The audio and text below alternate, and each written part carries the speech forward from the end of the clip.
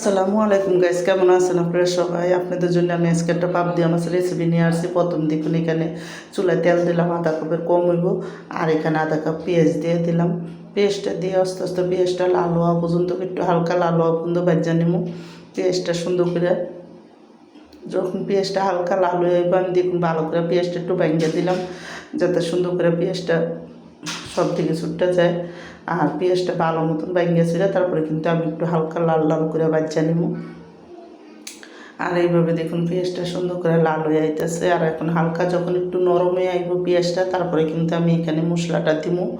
তো দেখুন এদিকে কিন্তু আমার পেঁয়াজটা হালকা লাল হয়ে আছে। আমি এক চামচ ধনিয়ার গুঁড়া দিয়ে দিলাম। আর হলো এখানে আমি এখন দেখুন 1 চামচ হলুদের গুঁড়া দিয়ে দিচ্ছি। ছোটো চামচে দিচ্ছি হলুদের গুঁড়াটা 1 চামচের মতন হইব। আর হলো এখানে মরিচের গুঁড়া দিয়ে দিলাম আমি 1 চামচ বইরা, একটু জাল জাল করে রান্না করার জন্য। তো দিয়ে কিন্তু দেখুন 1 চামচ আদা রসুন বাটা দিয়ে দিলাম। স্বাদ মতন এখানে আমি লবণ দিয়ে দিব। তো সব কিছু দিয়ে অল্প একটু পানি দিয়ে দিলাম, যাতে মশলাটা না হয়ে যায়, পুড়ে যায়।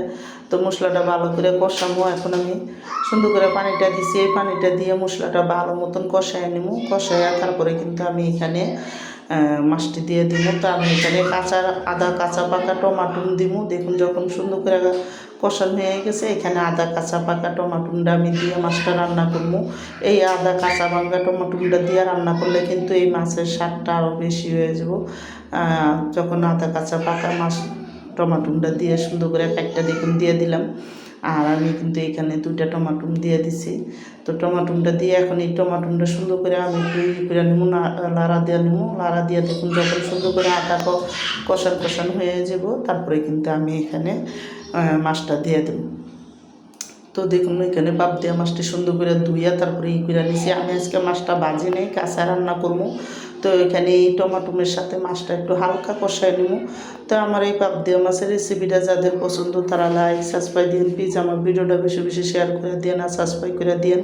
আর এইভাবে মাছ রান্না করে দেখেন অনেকই মজা লাগে।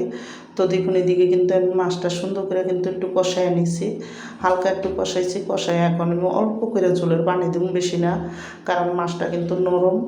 আর এই পানিটা দিয়েই কিন্তু আমি মাছটা পুরো রান্না করে নেব সুন্দর করে। আর এদিকে কিন্তু টমাটো আদা কাঁচা মানে টমাটো তো এই জন্য একটু সিদ্ধ হইতে সময় লাগবে। তো এই মাছের সাথে কিন্তু টমাটোটাও সিদ্ধ হয়ে যাব। তো দেখুন ভালো করে লাইরা সেরা মশলা দিয়ে ভালো করে আমি একটু লবণ দেখছি ঠিক আছে নি, দেখে তারপরে কিন্তু আমি রেখে দিছি। আর এদিকে বেশি করে ধনিয়া পাতা দিয়ে দিলাম, দিয়ে কিন্তু আমার মাছ রান্নাটা পুরো হয়ে গেল গা। আর আমি কিন্তু এই মাছ রান্নাটা শেষ, আমি কিন্তু উঠাই দেবো এখন। দেখুন অল্প চুল থাকে।